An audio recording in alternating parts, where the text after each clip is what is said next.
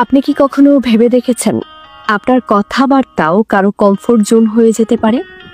আপনার শব্দ চয়নের কারণে কারো পুরো দিনটাই ভালো হয়ে যেতে পারে। আমরা সবকিছু নিয়ে এত বেশি খুঁতখুঁতে কিংবা সচেতন হলেও নিজেদের কথাবার্তা নিয়ে খুব একটা ভাবি না। অথচ আমরা চাইলেই শুধু আমাদের কথা দ্বারাই একটা মানুষকে আপন বানিয়ে ফেলতে পারি। কথাবার্তার মাধ্যমে মানসিক শান্তি দিতে পারি, কথাবার্তার মাধ্যমে যত্ন নিতে পারি।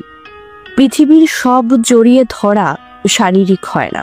হ্যাঁ, পৃথিবীর সব জড়িয়ে ধরা শারীরিক হয় না। আপনি কখনো কখনো একজন ক্লান্ত মানুষকে আপনার কথার উৎস শব্দ দ্বারাও আগলে নিতে পারেন, জড়িয়ে ধরতে পারেন। তাই কথা বলার আগে আপনি ভেবে কথা বলুন, কথার যত্ন নিন। কার সাথে কিভাবে কথা বলবেন এটা আপনি আগে থেকেই চিন্তা করে রাখুন। প্রায়োরিটি ব্যাপারটা অনুভব করা যায়। কে আপনাকে কতটুকু গুরুত্ব দিচ্ছে সেটা আপনি বুঝতে পারবেন। আপনাকে কাছে পাওয়ার খুশি বা আপনার সাথে কথা বলার উচ্ছ্বাস কতটুকু আপনি সেটা কারো চোখের দিকে তাকালেই টের পাবেন। কেউ আপনাকে অবহেলা কিংবা অপছন্দ করলে আপনি সেটাও টের পাবেন। আসলে কি জানেন, সবকিছু মুখে বলতে হয় না, ব্যবহারে অনেক কিছু বোঝা যায়। কে আপনাকে কতটুকু চায়, কার কতটুকু আগ্রহ, কার কাছে আপনি কতটা গুরুত্বপূর্ণ। আপনাকে কাছে পাওয়ার আকুলতা, হারিয়ে ফেলার ভয়, না পাওয়ার শূন্যতা, থেকে যাওয়ার উচ্ছ্বাস, আনন্দ, প্রাপ্তি কিংবা আফসোস সবকিছুই আপনি অনুভব করতে পারবেন। এগুলো অনুভব করা যায়, বোঝা যায়।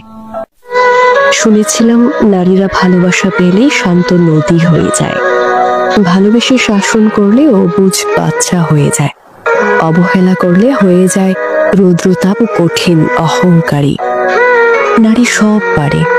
নারী যেমন আগলে রাখতে পারে, নারী অবহেলাও রাখতে পারে। নারী বরাবরই রহস্যময় চরিত্র।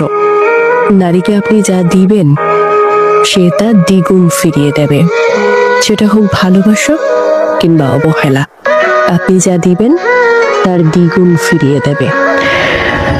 হুমায়ুন আহমেদ স্যারের একটা লেখা পড়েছিলাম। লেখাটা ছিল এরকম: যদি তোমার কাউকে মনে পড়ে তাহলে কল করো, যদি তোমার কাউকে দেখতে ইচ্ছে হয় তাহলে তাকে জানিয়ে দাও, যদি তুমি কাউকে ভালোবাসো তাহলে তাকে বলে দাও যে তুমি তাকে ভালোবাসো।